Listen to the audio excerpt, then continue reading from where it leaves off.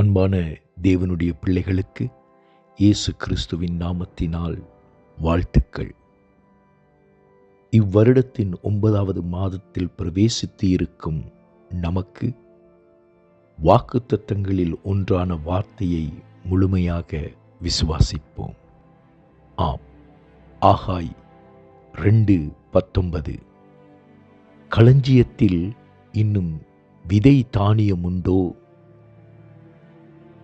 திராட்சை செடியும் அத்திமரமும் மாதாளஞ்செடியும் ஒலிவ மரமும் கனி கொடுக்கவில்லையே.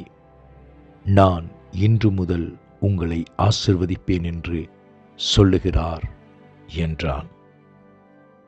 இஸ்ரவேல் மக்கள் சிறைவாசத்தில் இருந்து திரும்பி தேவனுக்கென்று ஆலயத்தை மீண்டும் கட்டிக்கொண்டிருந்தார்கள். ஆனால் எந்த ஆசீர்வாதத்தையும் அவர்கள் இன்னும் காணவில்லை.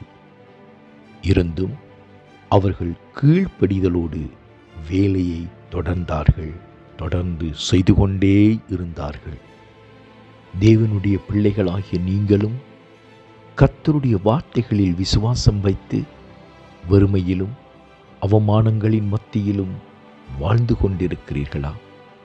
ஆம், தரித்திரம் நீங்கவில்லை, கடன் தீரவில்லை, வியாதி சுகமாகவே இல்லை, உறவுகள் சீர்பொருந்தவில்லை, வேலை கிடைக்கவில்லை, நிரந்தரமான வதிவிடமும் இல்லை.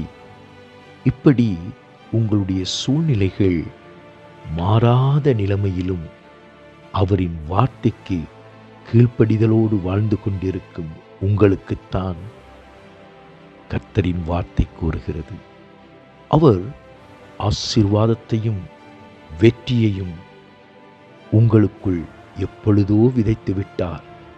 அப்படியென்றால் விசுவாசத்தோடு நீங்கள் ஜெபிக்க ஆரம்பிக்கும் போதே, நெருக்கத்திலும் அவர் ஊழியத்தை செய்யும் போதே, ஏளனமாய் உங்களை பார்க்கும் உலகத்தில் ஏகமனமாய் ஆண்டவரை ஆராதிக்க ஆரம்பித்த போதே அவர் உங்களுக்கான வெற்றியை, ஆசீர்வாதத்தை விதைத்து விட்டார்.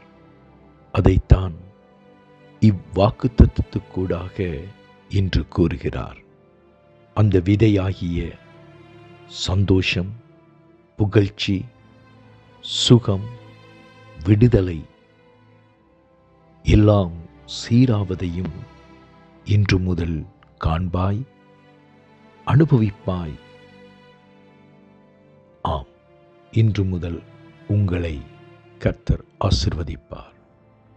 கர்த்தருக்குள் கீழ்ப்படிந்து நிற்கும் நீங்கள் உன்னதமான மேல்படிகளை காண்பீர்கள்.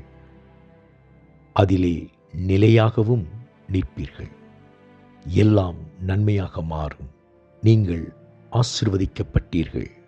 உலகத்தின் தேவைகளிலும் ஆவிக்குரிய வாழ்விலும் ஆசிர்வதிக்கப்படுகிறவர்களாக இன்று முதல் உங்களை கர்த்தர் ஆசிர்வதிப்பார். ஆம், நாம் விசுவாசிப்போம். இன்று முதல் ஆசீர்வாதத்தின் ஊற்றை நாம் அனுபவிப்போம் என்று. கர்த்தர் தாமே உங்களை ஆசீர்வதிப்பாராக. ஆமேன்.